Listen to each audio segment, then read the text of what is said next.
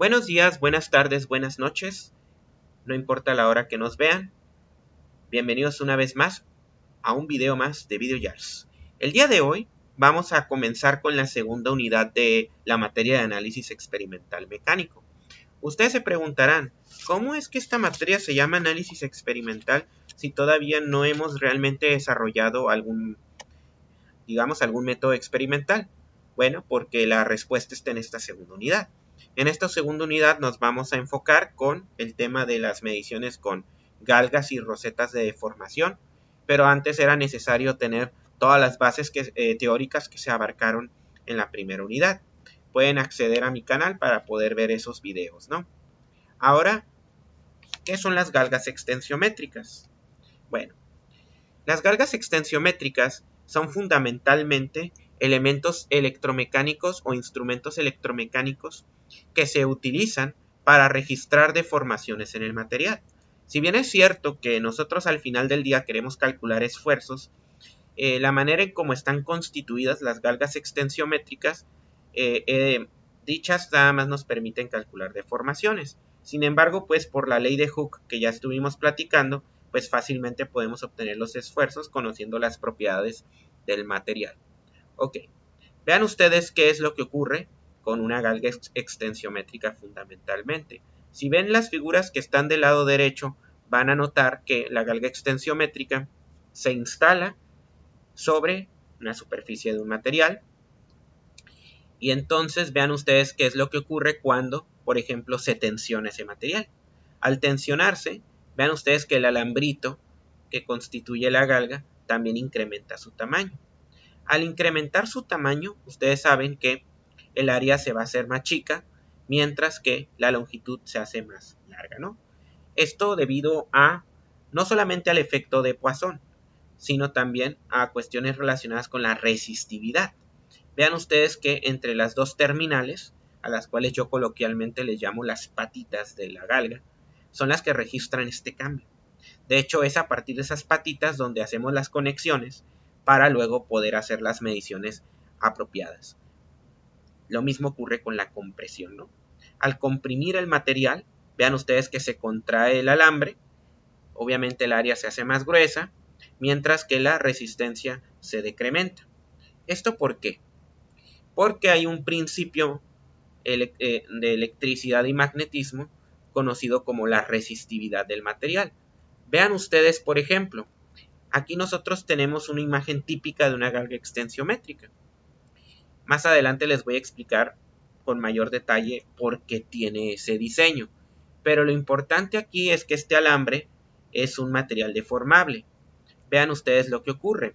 Dicho alambre va a tener una longitud L y tal longitud L tiene un nombre, se conoce como la longitud de galga, ¿no?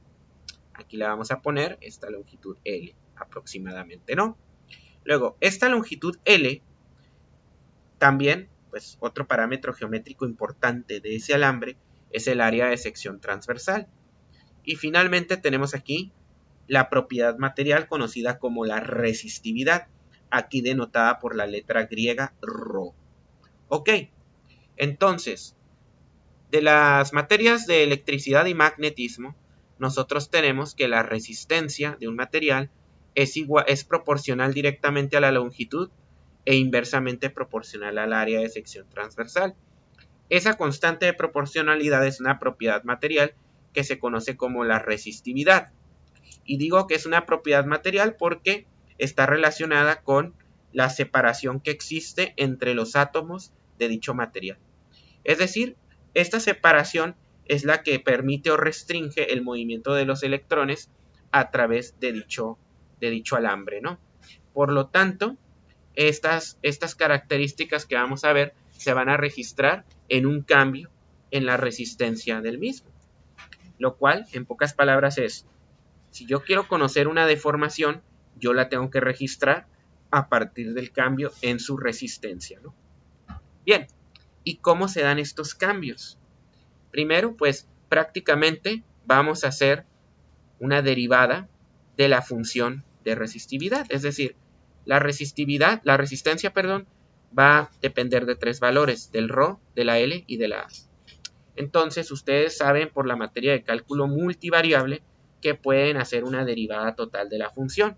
En este caso primero manejan el diferencial, derivando con respecto a ρ, derivando con respecto a L y finalmente derivando con respecto al área.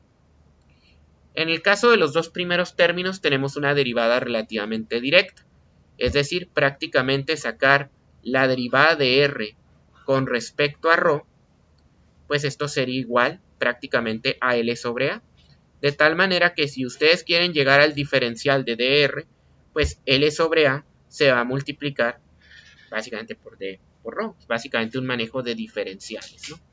Posteriormente, si hacemos la derivada de R con respecto a L de esa misma función, nosotros vamos a tener algo similar. Derivada de R con respecto a L, pues va a ser ρ dividido entre A. Y finalmente pasamos el diferencial para el otro lado, ¿no? El que no se ve tan directo es lo que ocurre con el área.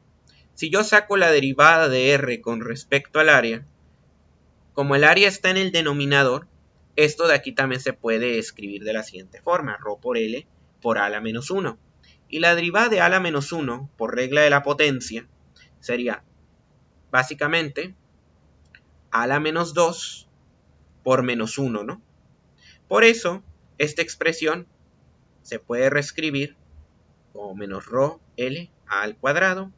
Y finalmente, despejando la A, te va a quedar menos ρ L sobre A al cuadrado por dA. Y ya, sumando las tres contribuciones de los diferenciales, vamos a tener el diferencial total de la resistencia. ¿Qué quiere decir entonces? Que si yo aumento la resistividad, yo aumento la longitud, va a aumentar mi resistencia. Pero si aumento el área de sección transversal, voy a disminuir esa resistencia. ¿Por qué?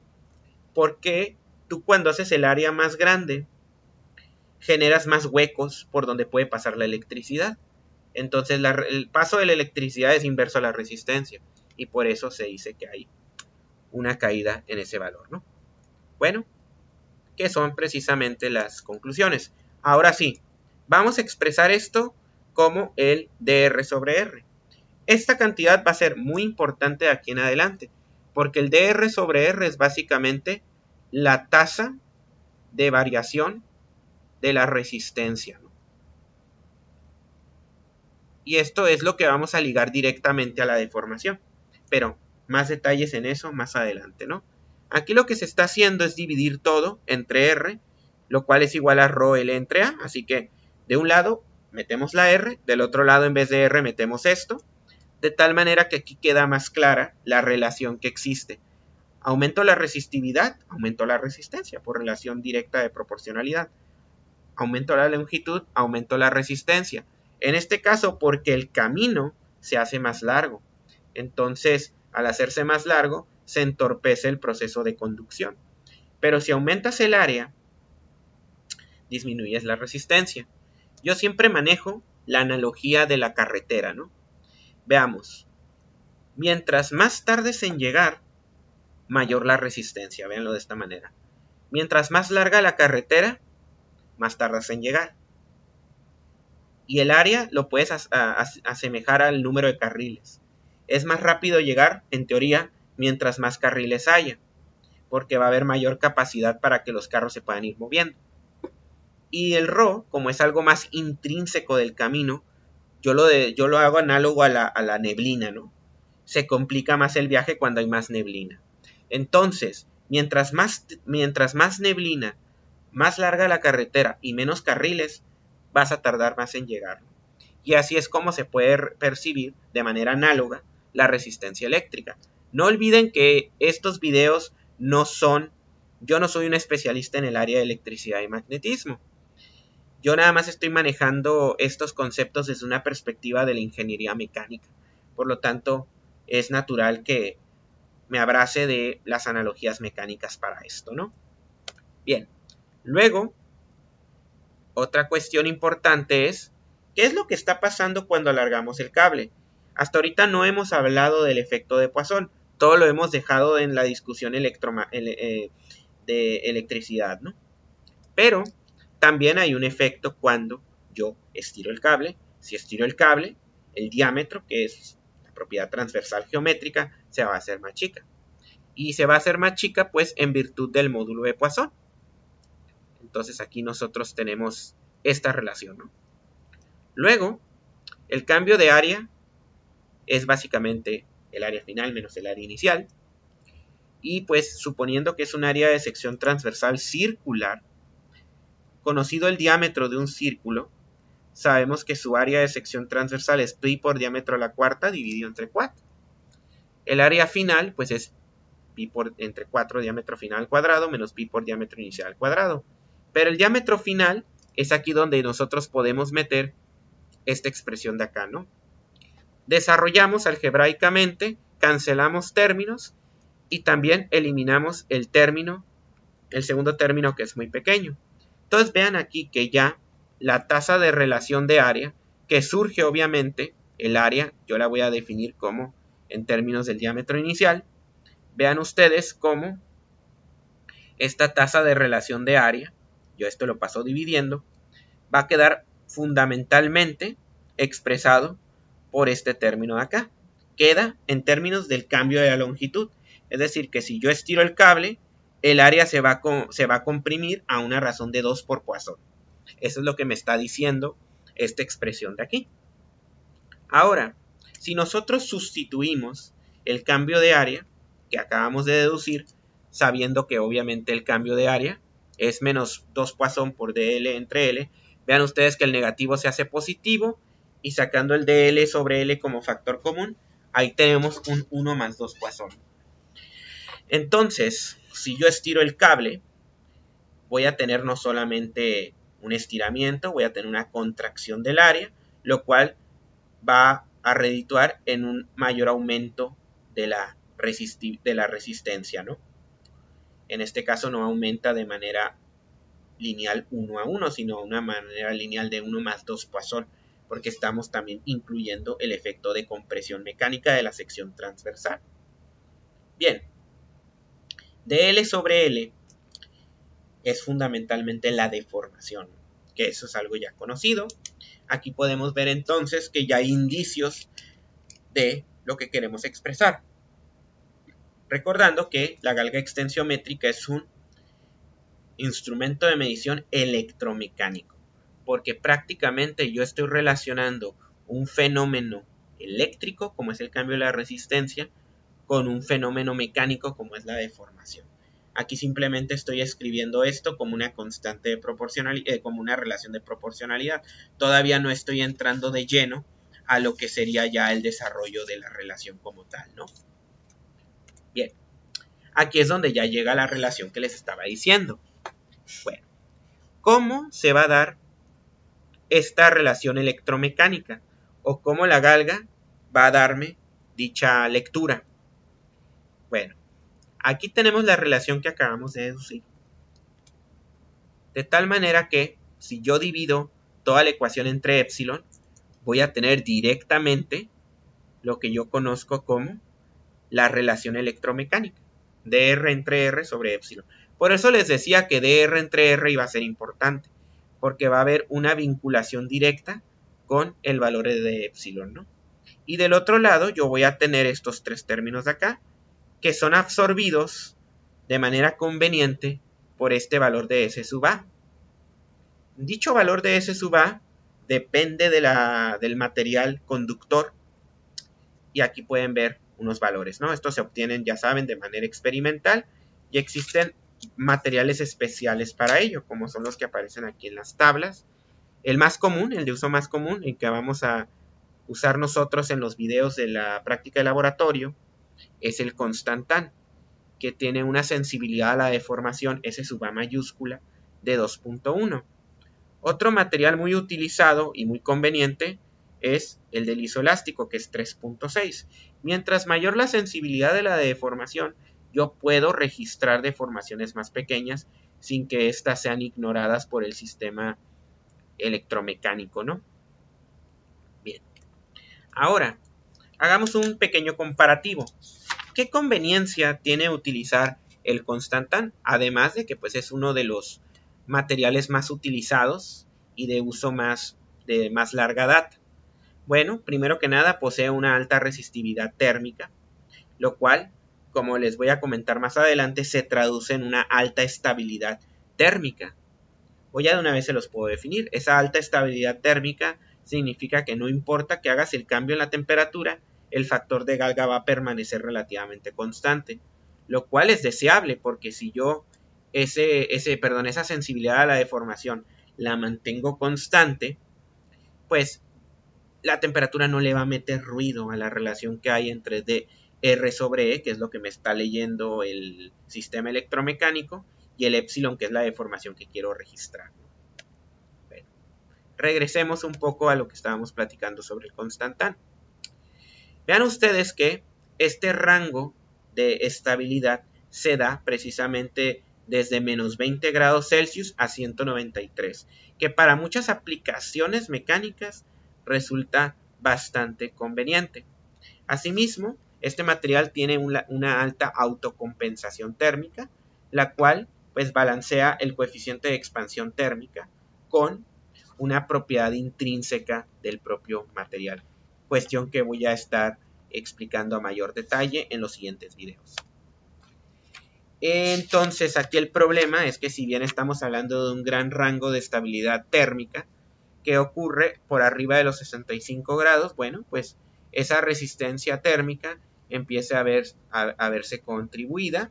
Así que para aplicaciones donde va a permanecer la alta temperatura, el valor de la resistividad térmica sí se puede ver comprometido. Lo que no se ve comprometido es la S sub A mayúscula, pero el Rho sí puede verse comprometido, lo cual eso sí puede meter ruido a nuestras mediciones. Habíamos dicho que hay otro metal que tiene un S sub A de 3.6, considerablemente mayor al 2.1 del Constantan. Es el material isoelástico. Obviamente, como sabemos que mientras mayor el S sub A, mayor la sensibilidad, puedes hacer mejores mediciones de mejor calidad. Obviamente esto también se va a reflejar en una mayor resistencia y para usos a largo plazo sí es mucho más conveniente. Por lo tanto, es más conveniente usar para fatiga el Isolastic en vez del Constantan. Pero, por ejemplo, en contraste, la compensación de temperatura no es adecuada, así que para aplicaciones o mediciones extensivas en el tiempo, solamente es conveniente si estamos trabajando sistemas más bien mecánicos a temperatura ambiente. Pero si ya estamos empezando a meter ciclos de temperatura o aplicaciones a alta temperatura, bueno, pues aquí es donde ya empiezan los problemas, ¿no? Bueno, entonces, ese sub A en realidad no es solamente en la dirección axial. Tenemos que considerar también que la dirección transversal de la galga le va a meter ruido. En gran parte porque, como lo voy a explicar más adelante, tiene que ver, pues, el módulo de Poisson. Aquí nosotros tenemos la deformación axial, ¿verdad? Pero también se va a registrar una pequeña deformación transversal. Es pequeña, pero en principio no es despreciable. Aquí lo que tenemos que hacer es que al momento de fabricar la galga, este efecto, el objetivo es que este valor de acá sea despreciable, ¿no? No lo es, pero se tiene que diseñar para hacer este valor despreciable. Primero hay que tomar en cuenta que para expresar todo en términos de la sensibilidad axial, nosotros podemos manejar esta tasa que se conoce como K sub T y es la tasa de sensibilidad transversal con respecto a la sensibilidad axial. Entonces, pues, naturalmente por despeje, S sub T es igual a K sub T por S sub A, ¿no? Entonces, eso se sustituye ahí, se factoriza el factor común, que es S sub A, y bueno, ahí tenemos el primer factor importante, que es K sub T. El segundo factor que nos va a preocupar, pues, es el módulo de Poisson. Como ya dijimos, es la relación de la deformación transversal con respecto a la deformación axial. Despejamos, sustituimos. Y ahí nosotros tenemos estos dos términos. Vean ustedes que a la larga, la deformación transversal también depende de la deformación axial, por lo que en principio pueden decir, ¿Cómo voy a evitar la transversal si ni siquiera puedo evitar la axial? Bueno, el Poisson, si bien es cierto, es un valor que tiende a disminuir. Este valor de KT lo tengo que hacer muy pequeño para que este término se vuelva irrelevante y yo pueda mantener precisamente esta relación lineal. Porque al final de cuentas, S sub A es lo que define la tasa de cambio de resistencia con la deformación. Y yo pues necesito que sea un instrumento de medición lineal para que mi salida sea proporcional a la entrada y sea más predecible mi lectura. Bueno, aquí nada más hay una cuestión algebraica. Y bueno, obviamente para yo poder minimizar esa sensibilidad transversal de la galga, yo necesito pues conocer de dónde viene. En este caso, había explicado brevemente la anatomía de la galga. Habíamos dicho que esta galga tiene fundamentalmente algo que se llama la longitud de galga, que es el rango donde se va dando la medición y en donde se basan todos los cálculos y medidas, ¿no? Pero la galga tiene que ocupar un espacio realmente pequeño para yo realmente tener una medición puntual de las zonas que me interesa conocer, esfuerzos y deformaciones, ¿no? Pero pues para que quepa, la solución es precisamente esas pequeñas ondulaciones que tenemos ahí. El problema con estas ondulaciones es que son estas precisamente las que me inducen la sensibilidad transversal de la galga. Estas vienen dadas por la ecuación.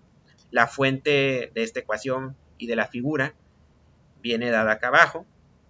Si yo me pongo a deducir el origen de esa ecuación, estaríamos desviándonos del propósito de esta conversación. Por lo tanto, ya dejo al lector para que satisfaga su curiosidad, ¿no?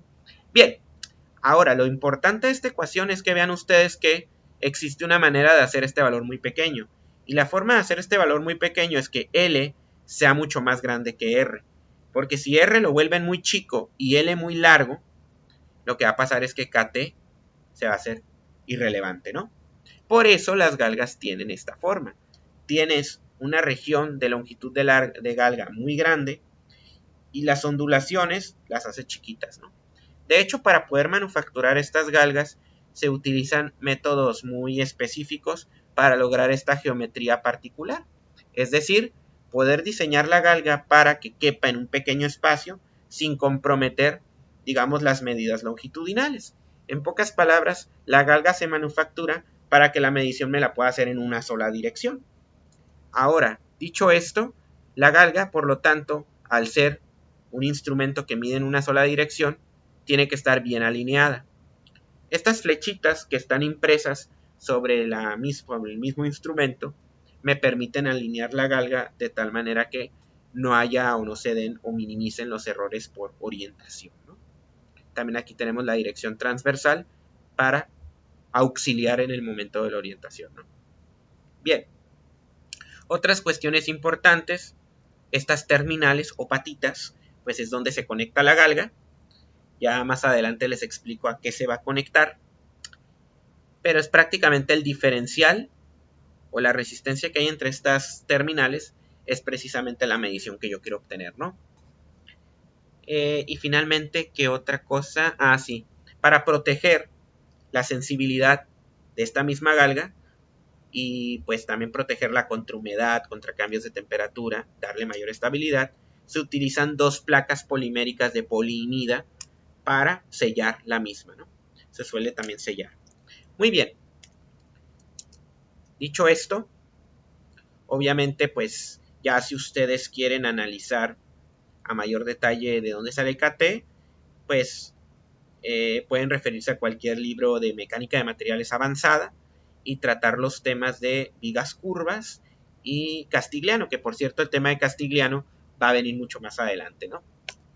Bueno, ahora, ya que hemos eliminado o mandado a la irrelevancia el valor de KT, yo ya puedo hacer una relación directa entre epsilon y delta R.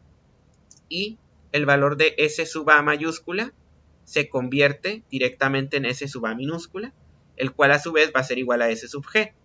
Estos valores de aquí es a lo que vulgarmente se le conoce como el factor de galga o el gauge factor.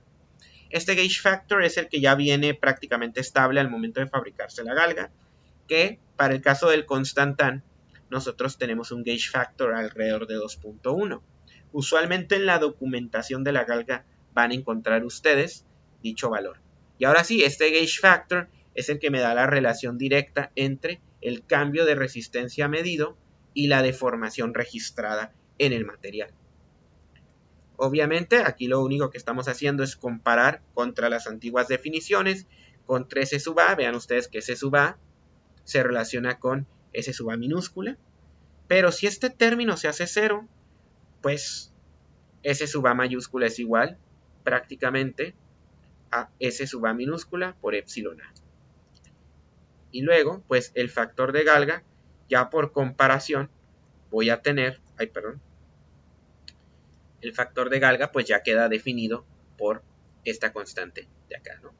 Bueno, dicho esto, igual, esto se hace muy chico y S sub G es prácticamente S sub A, garantizando pues que toda la medida o gran parte de la medida va a ir hacia la dirección axial y no voy a tener prácticamente contaminación transversal, que es precisamente lo que me da el valor de K sub T.